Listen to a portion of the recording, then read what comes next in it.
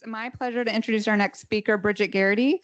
Bridget is a special education advocate at Belkowitz Law. Before becoming an advocate, she spent years as a special education teacher within Fairfax County Public Schools in Virginia, working directly with elementary school students and learning disabilities and multiple disabilities. She holds a master's degree in special education from George Washington University with a concentration in emotional and behavioral disabilities. I can also speak to Bridget on a personal level. She's been an invaluable part of our family's journey, not only when we faced challenges with our daughter's school and around services and safety, but also through two major transitions, moving into middle school and then into high school. She attends all of our IEP meetings and isn't afraid to respectfully challenge the school when needed to ensure that every decision is grounded in our daughter's individual needs. What I've appreciated most about working with Bridget is that she brings both an educator's perspective and an advocate's perspective to every conversation. She helps us understand not just what the school is proposing, but what our options are, what the regulations actually say, and the practical implications of different decisions.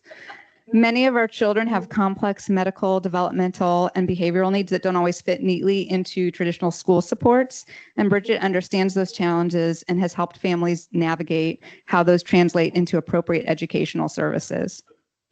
I hope that today's session gives you practical information you can use at your next IEP meeting, whether that's asking different questions, better understanding your options, or simply feeling more confident advocating for your child. Please join me in welcoming Bridget Geraghty.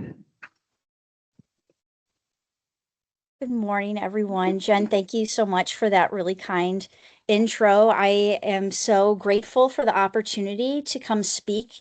And I hope, like Jen said, I've got some good tips for you along the way. Please feel free throughout this. If you have any questions, just let me know. I'm pretty flexible, so I'm happy to answer whatever comes our way. And I also want to make clear too, I am an advocate operating in Virginia in the United States. So some of these pieces, most of these pieces talk about the United States, and I understand we have lots of people from other countries, which is very exciting. I am going to try and share some little bits here and there, but I am not even going to pretend to be an expert from different countries. So what you'll find though too, a lot of what I'm talking about, you'll see similarities to wherever you're from, and there will be tips to help you with that too. So again, Jen went over my background. I won't go into all of that again, but kind of my expertise as an advocate is having my background as a teacher. Right now I get to work at a law firm with attorneys who are specialized in special education law. And I'll kind of get into, the different backgrounds of advocates if you are to hire someone or whatever professional is supporting you throughout the process, because special education can be very challenging, as I'm sure all of you know. So what I'm going to cover today, first, what is a special education advocate?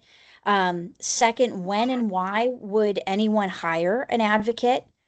The third, what you can expect working with an advocate. And then, the fourth is knowing specific tips. I really have tried to weave in some helpful tips along the way. And again, please feel free to stop me and ask questions. I tend to talk quickly, so if I need to slow down too, please let me know.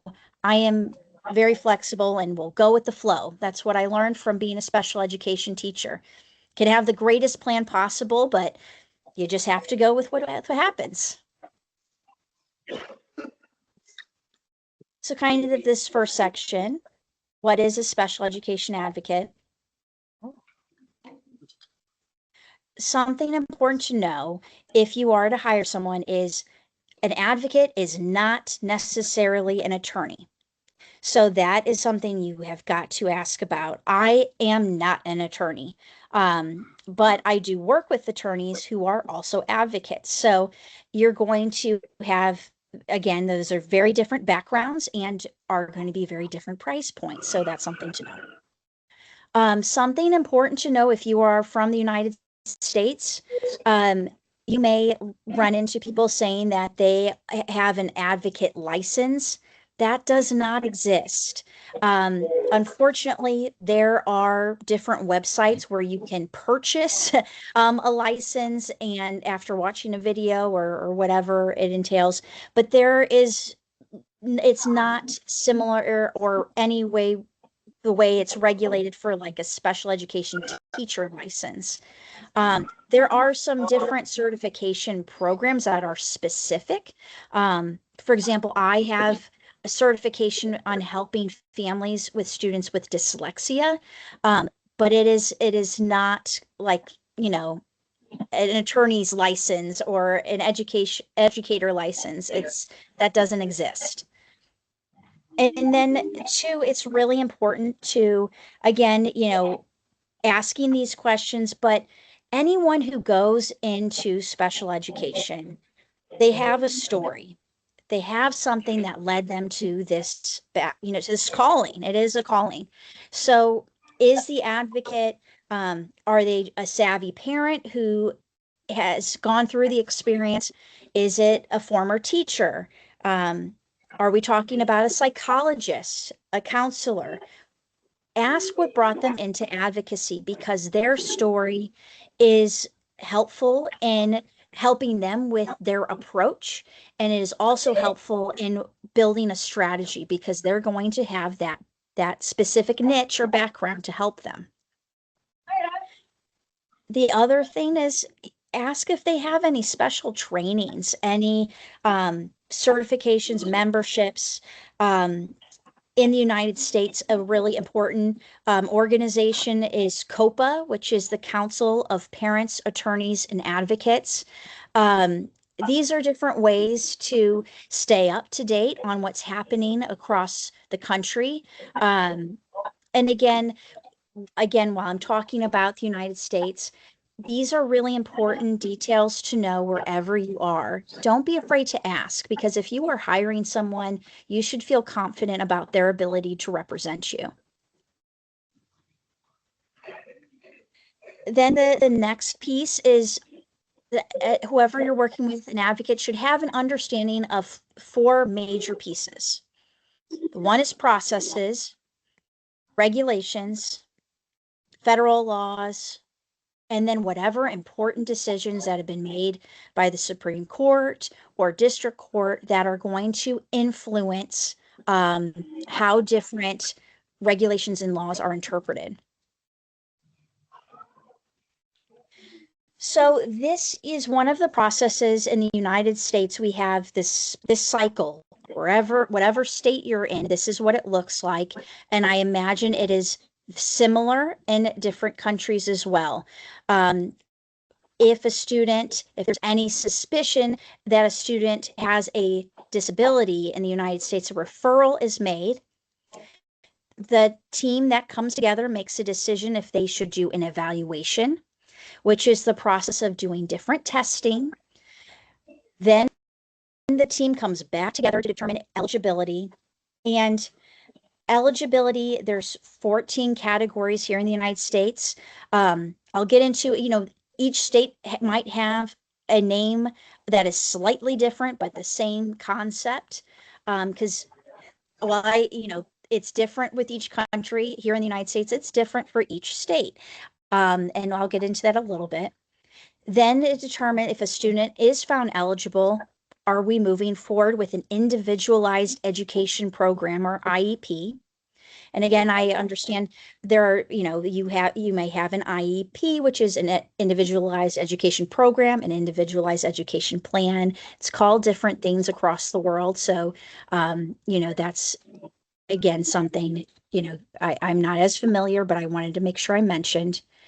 And the IEP, again, is individualized. It is the legal document telling the school district what they're responsible for, the services, what accommodations and modifications, and what goals will be worked on. What are they providing instruction? And then how are they monitoring it so that when we get to the annual review every year, the team is required to meet to determine if the IEP is appropriate or what changes need to be made.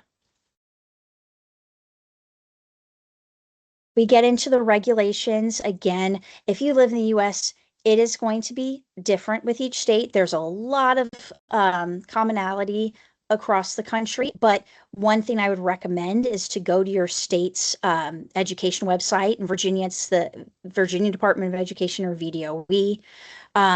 If we're talking about in Canada, it's going to be dependent on the province or territory. And in the UK, it's going to be slightly different by the county or region. So you need to make sure whatever you're looking at is very specific, because it might be slightly different. The biggest differences across the states as far as the regulations is consent. In Virginia, we're very lucky. Parents have the ability to sign in full consent to implementation of IEP.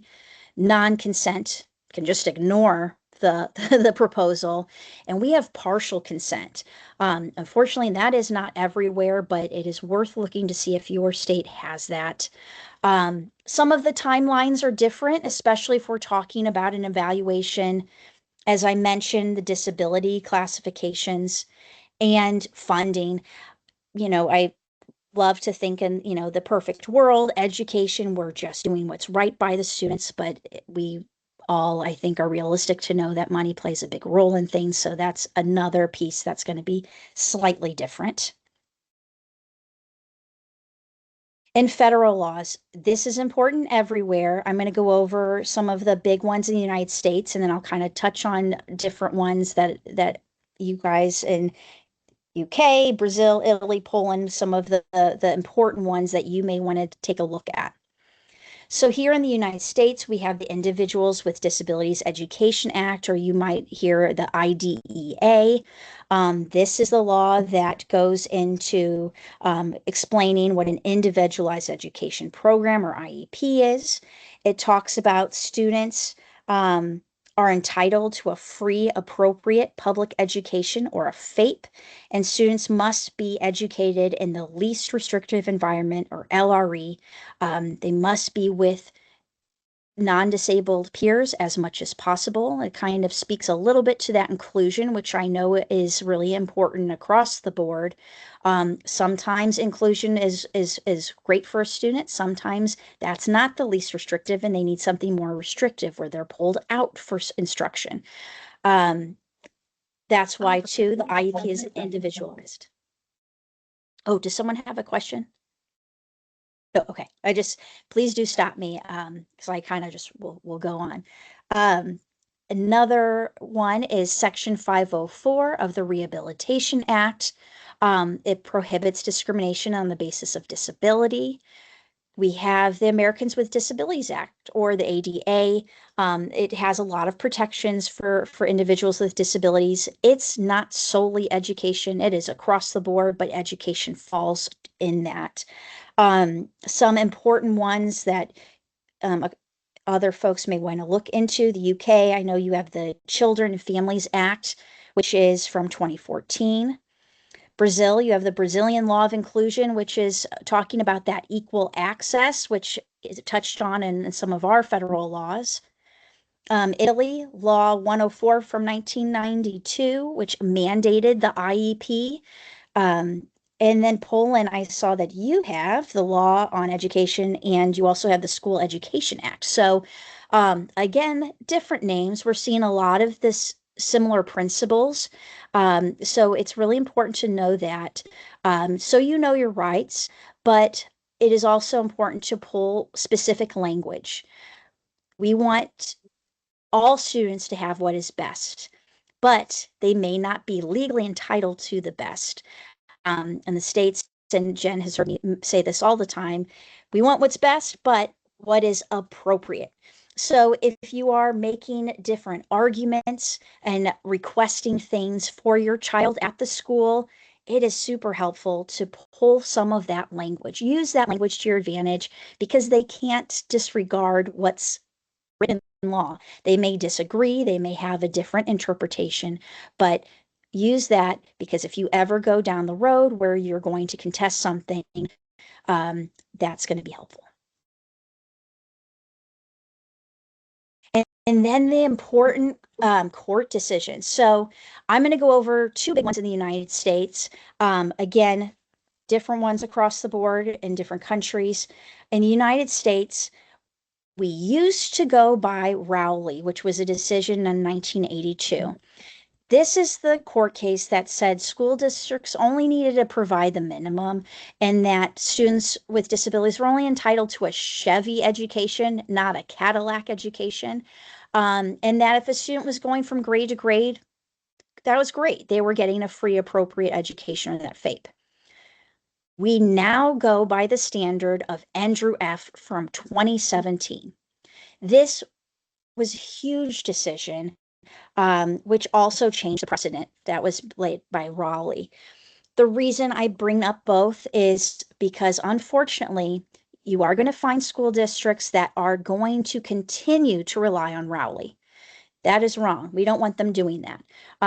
Andrew F., it talks about we want more than de minimis, that a student, even if a student's going from grade to grade, that doesn't necessarily mean they're receiving a FAPE, that the IEP must be appropriately ambitious, and that must offer an IEP, again, reasonably calculated to enable a child to make progress that is in light of the child's circumstances. So it was an excellent decision. It really changed the game for special education law. That is, I highly recommend any family in the States to read that because it really touches on whatever your child's needs are. Not Raleigh. Andrew F. is going to be really valuable for you. Oh, and before I go to that, I did want to mention Canada, one of your important decisions was Moore versus British Columbia. That was one that addressed equal access to education. Australia, folks from Australia, important one to take a look at for you guys is from 2003, and that is Purvis versus the state of New South Wales. And that has to do with treatment of students with disability compared to students without disability. It focuses a lot on behavior. However, I'm sure there are really helpful little nuggets in there of information that you can utilize as well. So kind of going into, when would you hire an advocate? Why? I will tell you. So it's not just when things are contentious. I would say that 99% of people who reach out to me about possibly moving forward and working with me, they're concerned that it's going to escalate things and it's going to automatically make it into a fight. Not necessarily. So we have parents who things are fine, but they're overwhelmed. They need extra support.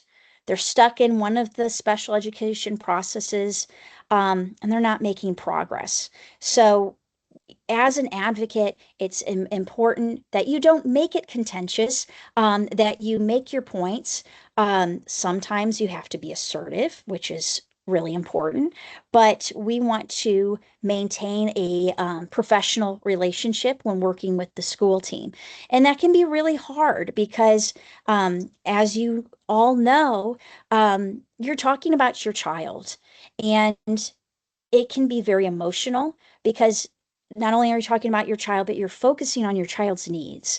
So it can be helpful to have an objective person who is there to guide you, to say the things that you don't want to say.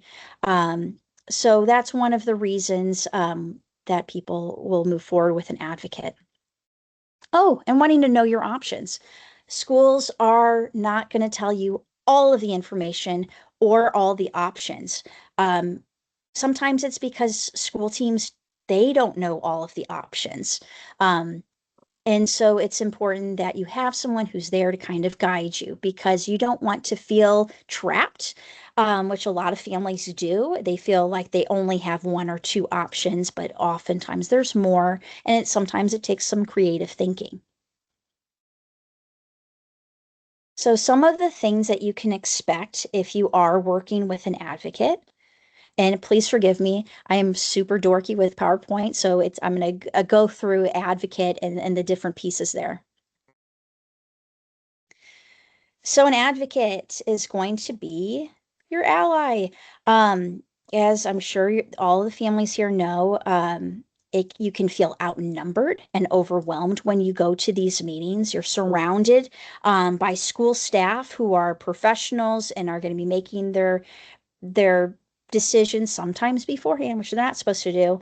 An advocate is going to be there to support you, explain those options, and looking out for your child's best interest.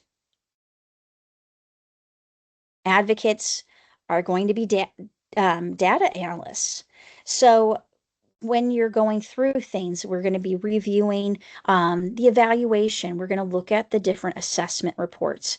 You may have private reports from the doctors or therapists that you work with. That's going to be helpful too. So it needs to be someone who's knowledgeable, who's going to be able to read these and draw from it to figure out what your child needs.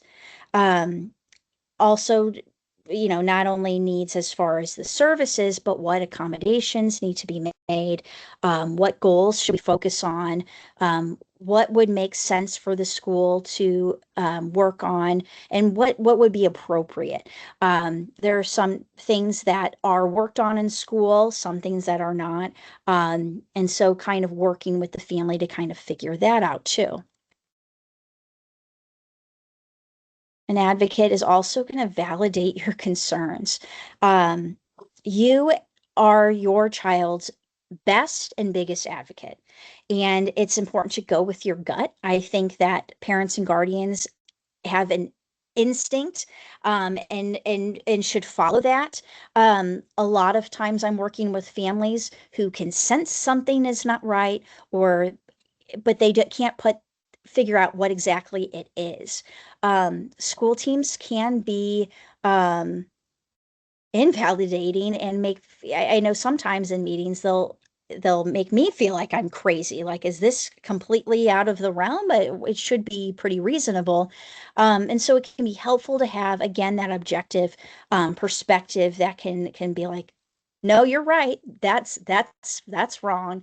And kind of figure out a plan on how to move forward with that. An advocate is going to address those, but also there's a lot of things that I'm sure families want to say, but may be uncomfortable. I am not uncomfortable to say the uncomfortable, to point things out, figure out a plan, and move forward. So someone who is going to be able to handle that is important too. You want someone who is kind and professional, but not too nice where they're going to roll over and just let the school do what they want. But that being said, should also be open to collaboration. So throughout the processes, it can be challenging. There are going to be disagreements, but I think that it is always important for whoever's working with you to help get things on the right track, but remain professional. You want someone who is going to be holding the school accountable and reminding of their responsibilities.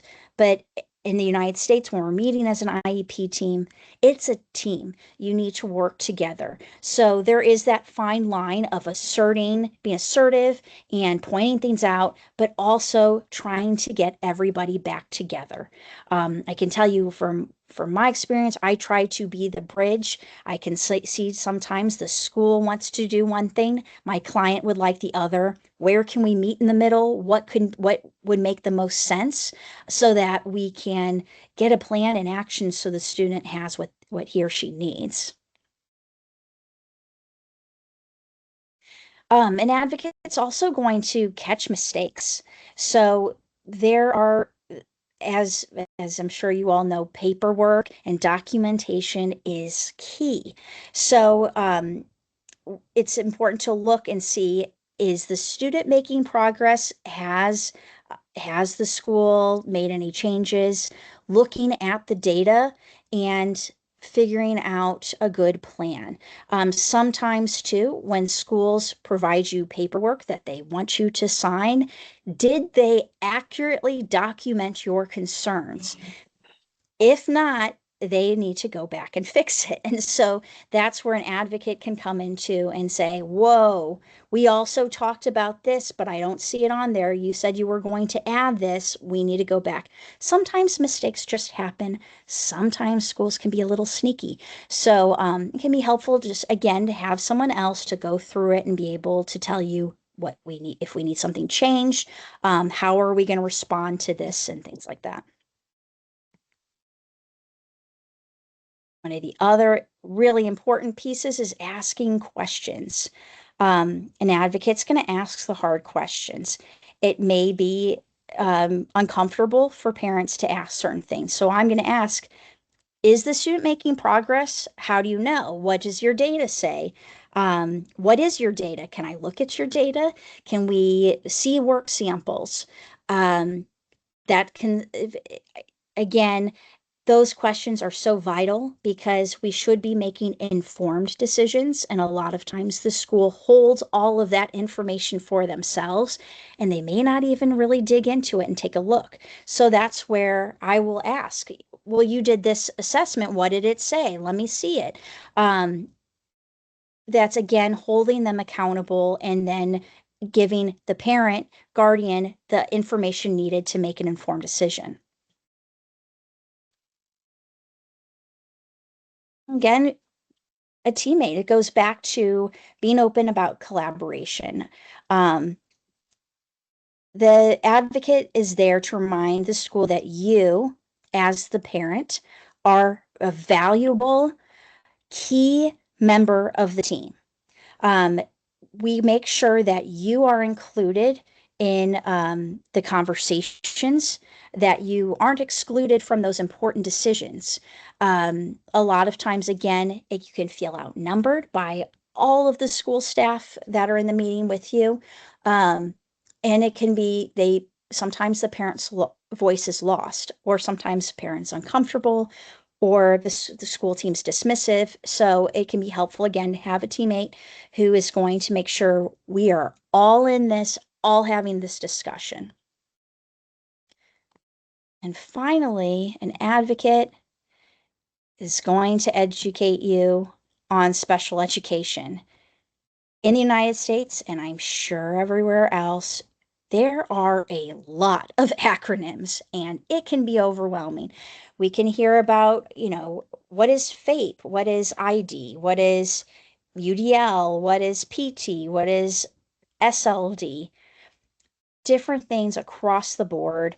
And we want to make sure you know what those mean. A lot of times these school teams will talk, in the jargon where they'll mention all of these things. It's important that you are aware of what everything means so that you can move forward appropriately. Whether you move forward with hiring an advocate or an attorney, there are a lot of tips. Again, I try to weave some in, but here are some other pieces. And I'll kind of mention too whether it applies only in the United States or if it applies elsewhere, what you might want to look into. So one of the big pieces is consent. So you do not have to sign anything in a meeting, and I highly recommend that you do not. Take it home, look at everything, make sure that whatever was discussed in the meeting is accurately documented, that the school team didn't forget anything, and make sure you understand and can make decisions on how you feel about that consent. As I mentioned, in the United States, there are different states that offer partial consents. Some states do not, where you can identify what you are okay with the school team implementing, what you are not okay with them implementing. It's really important to check that. in other countries. I'm not, again, I'm not an expert.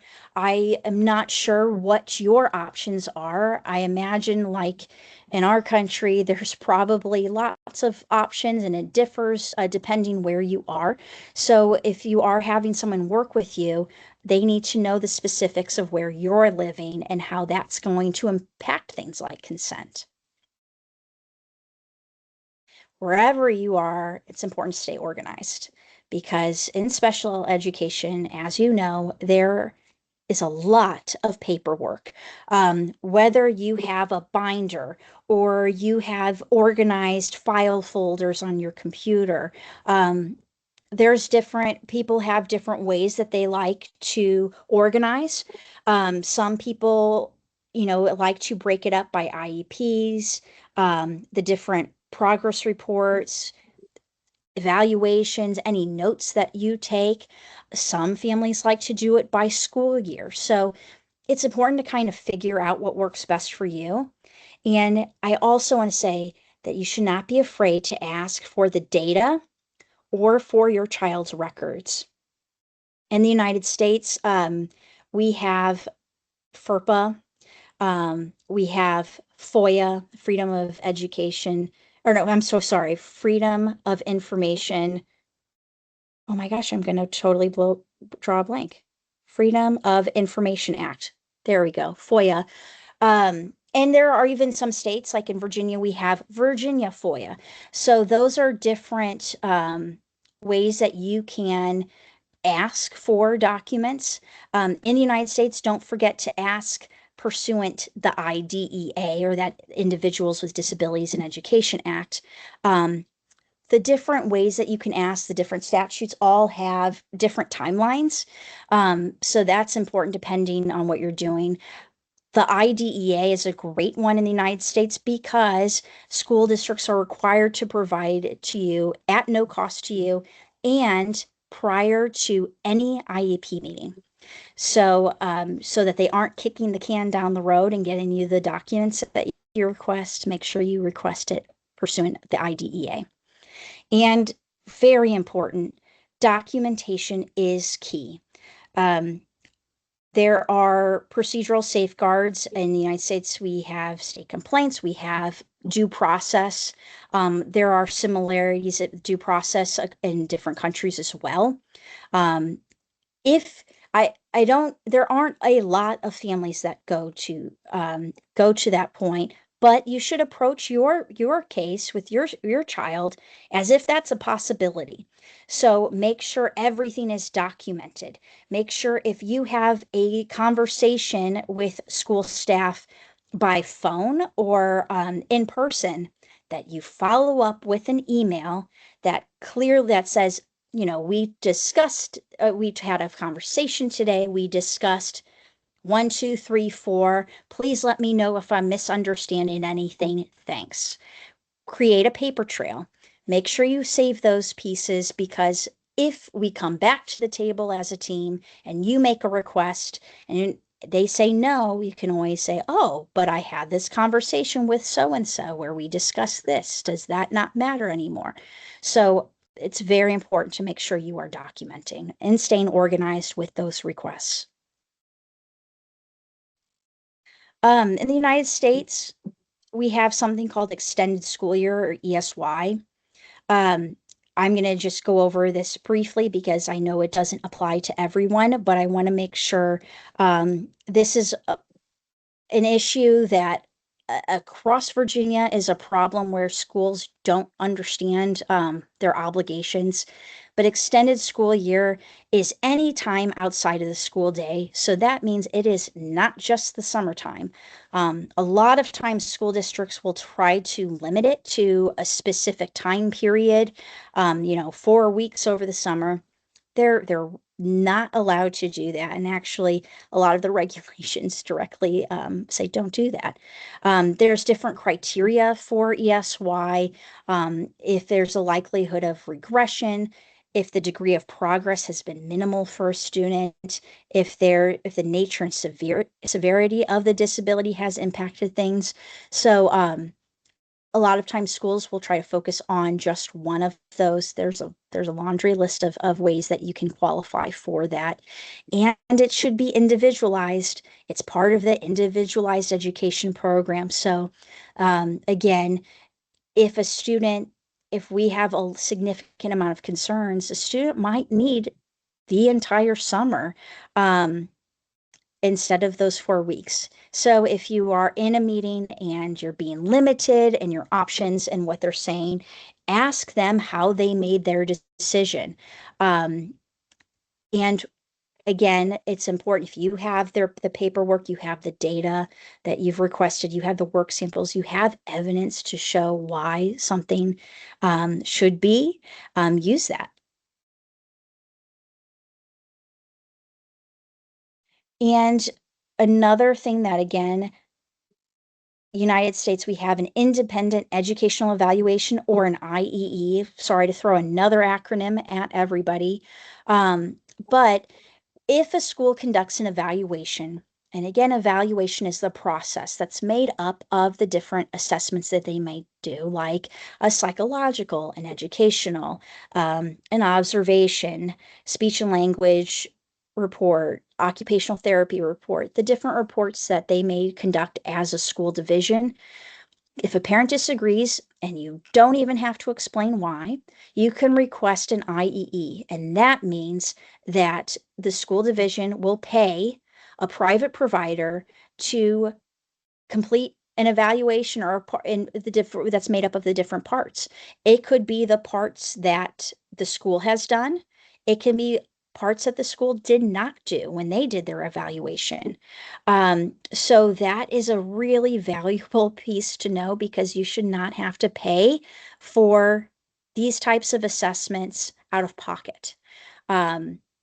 Schools can either approve an IEE or deny it, and it goes to due process. And this is where it's important in the United States to know with your state, look into things. In Virginia, very litigious state, it is cheaper for school divisions to say yes to an IEE than to go to due process.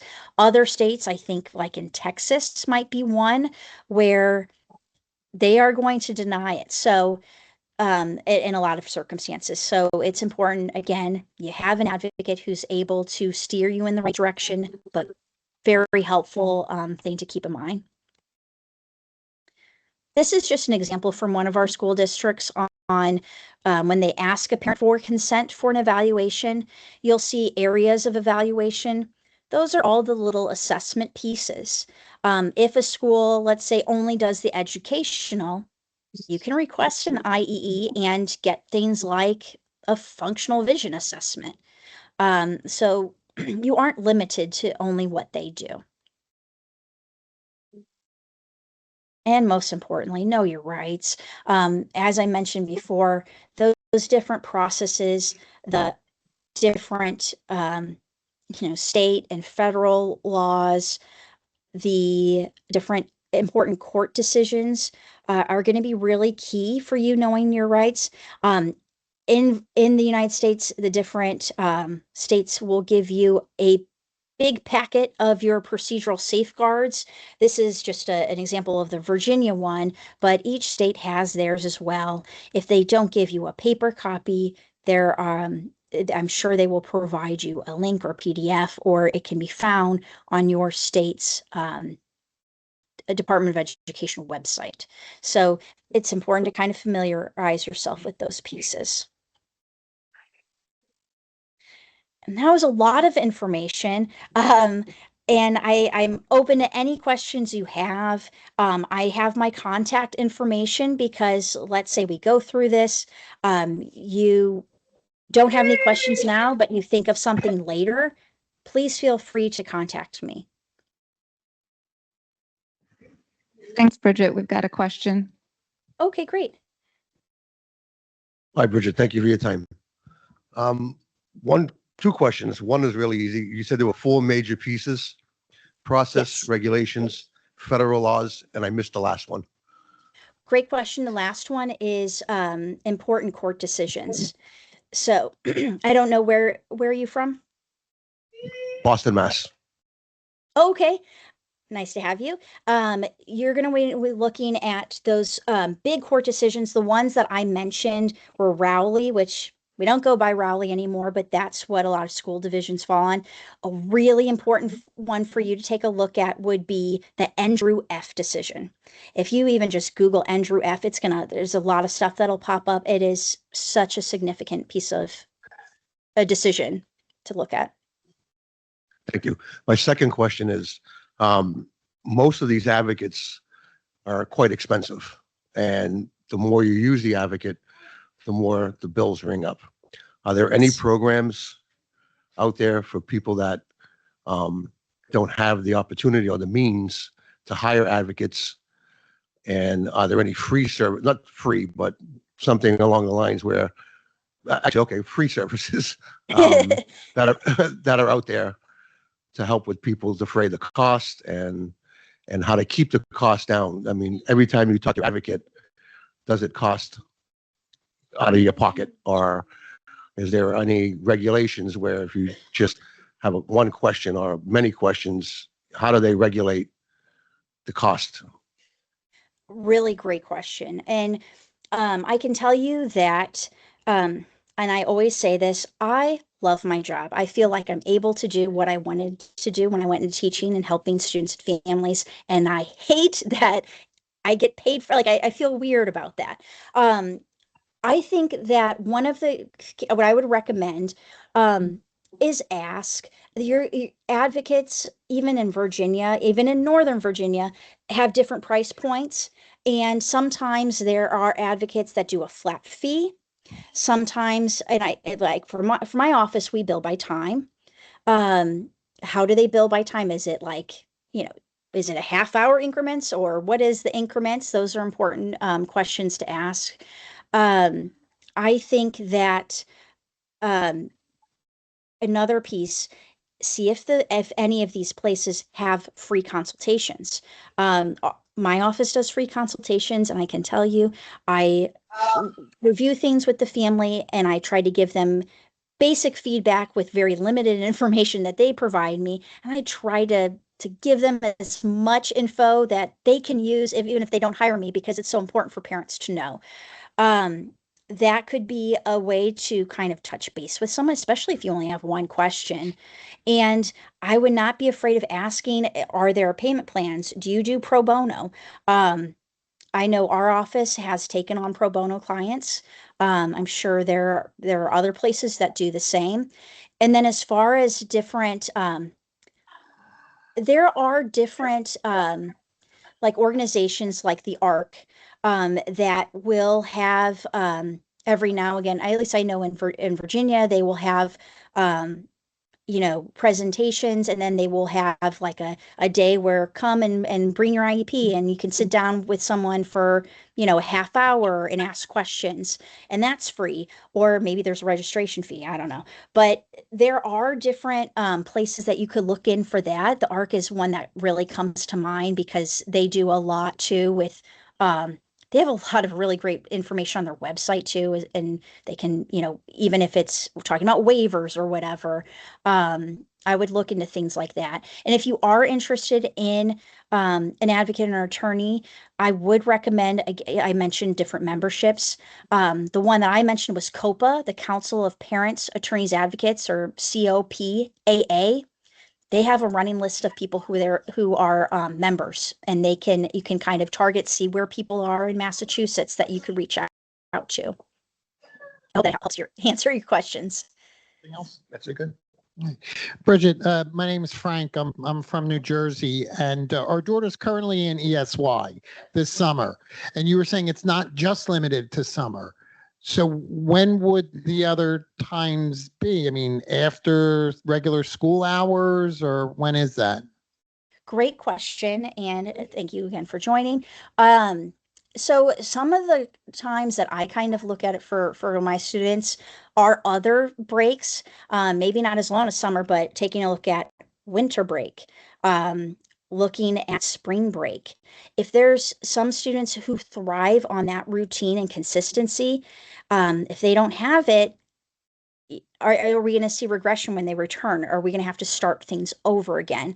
So, those are the times that I would kind of focus on. It can be after school. I haven't seen that. I don't know how successful that argument would be, but I would encourage, if you are seeing a lot of challenges when a student comes back after a break, whether it's, behavioral, academic, whatever, that's always an option. They're not going to likely bring it up unless you ask, because a lot of school teams operate under the assumption that it's only the summer. All right, thank you. And then I had one other question about the IEE. Yes. Our daughter had just had an evaluation, and it didn't take into consideration the fact that she's nonverbal. And they said, oh, well, we can get it. We don't have it in the school system, but we could get it. And I know we're within our rights to ask for that over the summer while she's doing her ESY. Absolutely. Okay. And so if you are going to request the IEE, I would, again, document, put it in, it can be formal or it can be just in an email, but have it documented somehow, create that paper trail. Right now, there's not a whole lot of, I wouldn't do it to the school. Each school division kind of has their like supervisors or their procedural support liaison or whatever fancy name they have. I would take a look at that, or take a look at, in your school division, whoever's the director of specialized instruction. Special services, right. Yeah, due process and eligibility office is where I typically send it in Virginia. So I would send it to someone like that. Some important, language that I would recommend including would be, the school completed an evaluation on this date. I do not agree with their evaluation. I am requesting an IEE at public expense. Please send me the information, and they will, they will agree, consent and give you the information. They may ask you specifics. Again, you don't have to give them specifics, but they'll probably try to do that. And if they agree to it, they will give you an approval letter. They will give you the criteria for the evaluators, and they should also give you a list of any independent evaluators that they may have a contract with. You are not limited to that list, but it can be a really great jumping off point. There are fee caps for the different assessments, and so just being aware of that. And if you choose someone not on the list, let the school division know, because they are going to have to connect with them somehow to get a copy of the report and to pay them. All right. Thank you for your expertise. Of course. So yeah, thank you for your question. Thanks, Bridget. Are there any other questions? Also happy to take questions. I can pass them on to her and we can follow up later too. All right. Well, Bridget, it is lunchtime over here, so we are probably going to move on to lunch. Thank you so much for joining us. I appreciate your time. Thank you so much, everybody. I appreciate this opportunity. Jen, great job with organizing. And again, any questions, please feel free to reach out to me. I'm happy to get in touch. So I hope you all have a good rest of the day and of the whole conference.